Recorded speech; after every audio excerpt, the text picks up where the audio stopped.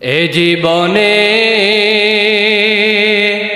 না করিলাম বন্দেগি, গুনাহ করে কাটাইলাম জিন্দেগি, গুনাহ করে কাটাইলাম জিন্দেগি। তওবা করে আবার তওবা ভাঙিলাম, তওবা করে আবার তওবা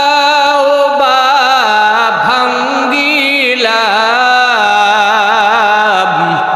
অবশেষে খাঁটি তওবা করিলাম, অবশেষে খাঁটি তওবা করিলাম। আল্লাহ পাক রব্বুল আলামিন বলেন, ইয়া আইয়ুহাল্লাযীনা আমানু তুবু ইলাল্লাহি তাওবাতান নাসুহা। হে ঈমানদারগণ, তোমরা তওবা করো, খাঁটি তওবা করো, একনিষ্ঠভাবে তওবা করো। যদি তোমরা একনিষ্ঠভাবে তওবা করতে পারো, তাহলে আল্লাহ পাক রব্বুল আলামিন তোমাদেরকে মাফ করে দিবেন। আল্লাহ পাক রব্বুল আলামিন আরো বলেন, ইয়া আইয়ুহাল্লাযীনা আমানুত্তাকুল্লাহ। হে ঈমানদারগণ, তোমরা আমি আল্লাহ পাক রব্বুল আলামিনকে ভয় করো। সুতরাং আমরা আল্লাহ পাক রব্বুল আলামিনকে ভয় করতে হবে এবং তওবা করতে হবে। আল্লাহ পাক রব্বুল আলামিনকে ভয় করে করে যারা খাঁটি তওবা করবে, আল্লাহ পাক রব্বুল আলামিন এর প্রিয় বান্দায় তারা রূপান্তরিত হবে। বনি ইসরাইলের এক ঘটনা, তার মনে আল্লাহ পাক রব্বুল আলামিনের ভয়। কেমন ভয়? ওই যুবক ডাক দিয়া বলে সন্তানদেরকে, ও আমার সন্তানেরা, আমি যদি মরিয়া যাই, আমার লাশটা তোমরা দাফন করবা না, আমার লাশটা তোমরা জ্বালাইয়া পুরাইয়া ছাই করে ফেলবা। জ্বালাইয়া পুরাইয়া ছাই কইরা এক ভাগ ছাই নদীর মধ্যে বাসাইয়া দিবা, আরেক ভাগ ছাই আকাশের মধ্যে বাতাসের মাধ্যমে উড়াইয়া দিবা। এই ওসিয়ত যখন সন্তানদেরকে করে, সন্তানেরা ডাক দিয়ে জিজ্ঞাসা করে, আব্বা জান, আপনি এত গণ্যমান্য ব্যক্তি, আপনি কেন এমন ওসিয়ত করলেন? কেন বললেন আপনার লাশ যেন আমরা জ্বালাইয়া পোড়াইয়া ছাই করে ফেলি? কেন বললেন আপনার লাশের ছাই যেন নদীতে বাসাইয়া দে? কেন বললেন আপনার লাশের ছাই যেন আকাশে উড়াইয়া দেই? এর কারণ কি আব্বা যেন আমাদেরকে বলেন। এবার ওই যুবক ডাক দিয়ে বলে, রে সন্তান, আমি জীবনে নেক আমল করতে পারি নাই, এমন কোন নেক আমল করি নাই যে নেক আমল নিয়া আমি আমার রবের সামনে দাঁড়াবো।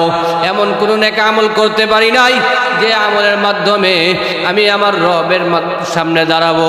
সুতরাং আমি আমার আল্লাহকে ভয় পাই, আমি জাহান্নামকে ভয় পাই। ওই জাহান্নামের ভয়ে আমি তোমাদেরকে এমন নসিহত করলাম। সুতরাং জাহান্নামের আগুনে জ্বলতে চাই না, দুনিয়ার আগুনে আমাকে জ্বালাইয়া তোমরা ছাই বানাইয়া ফেলবা। এই ওসিয়ত যখন সন্তানদেরকে করলেন, ওই যুবক যখন মরে গেল, ওই যুবক মৃত্যুবরণ করার পর তার সন্তানেরা তার লাশটাকে জ্বালাইয়া পোড়াইয়া ছাই বানায় ফেললো। জ্বালাইয়া পোড়াইয়া ছাই বানানোর পর এক ভাগ ছাই আকাশের মধ্যে উড়াইয়া দিল, আর এক ভাগ ছাই নদীর মধ্যে ভাসাইয়া দিল। আল্লাহ পাক রব্বুল আলামিন অন্তরের খবর জানেন। ইন্নাহু আলিমুম বিযাতিস সুদূর, অন্তরের খবর জানেন আমার আল্লাহ। এবার আল্লাহ পাক রব্বুল আলামিন বলেন, ও ফেরেশতা, আমার বান্দা আমাকে ভয় পেয়েছে, আমি আল্লাহকে আল্লাহ বলে স্বীকৃতি দিয়েছে, যাও যাও আমার যে বান্দাকে জ্বালাইয়া পোড়াইয়া ছাই করে ফেললো, ওই বান্দাকে ছাই থেকে মানুষ বানাইয়া আমি আল্লাহ পাক রব্বুল আলামিনের কাছে হাজির করো। আল্লাহ পাক রব্বুল আলামিন ফেরেশতাদেরকে বললেন, ও ফেরেশতারা যাও যাও ছাই থেকে পুনরায় মানুষ বানাও। আল্লাহ পাক রব্বুল আলামিনের অর্ডার পাইয়া ফেরেশতারা পুনরায় ছাই থেকে মানুষ বানাইলেন। মানুষ বানানোর পর আল্লাহ পাক রব্বুল আলামিনের দরবারে হাজির করলেন। এবার আল্লাহ পাক রব্বুল আলামিন জিজ্ঞাসা করে, ও আমার বান্দা, তুমি কেন তোমার সন্তানদেরকে এমন ওসিয়ত করলা? আল্লাহ পাক রব্বুল আলামিন জানার পরও জিজ্ঞাসা করেন। এবার ওই যুবক ডাক দিয়ে বলি, ও দয়ার মালিক, ও দয়ার মালিক আল্লাহ, আমি তো জাহান্নামকে অনেক ভয় পাই, পুলসিরাতকে ভয় পাই, মিজানকে ভয় পাই। ভয় পাওয়ার কারণে আমি আমার সন্তানদেরকে ওসিয়ত করেছি যেন আমাকে জ্বালাইয়া পোড়াইয়া ছাই বানানো হয়, আমি যেন আপনার সামনে দাঁড়াইতে না হয়, আমি যেন আপনার সামনে দাঁড়াইতে না হয়, আমাকে যেন ওই জাহান্নামে পোড়ানো না হয়। এবার আল্লাহ পাক রব্বুল আলামিন ডাক দিয়া বলবে, ও আমার বান্দা, তুমি যেহেতু আমি আল্লাহকে ভয় করেছো, তুমি যেহেতু আমি আল্লাহকে ইয়াকিন করেছো, তুমি যেহেতু আমি আল্লাহকে না দেখিয়া বিশ্বাস করেছো, তুমি যেহেতু আমার জাহান্নামকে না দেখিয়া জাহান্নামকে বিশ্বাস করেছো, জান্নাতকে বিশ্বাস করেছো, যাও যাও আমি তোমাকে মাফ করে দিয়া জান্নাতবাসী বানাইয়া দিলাম।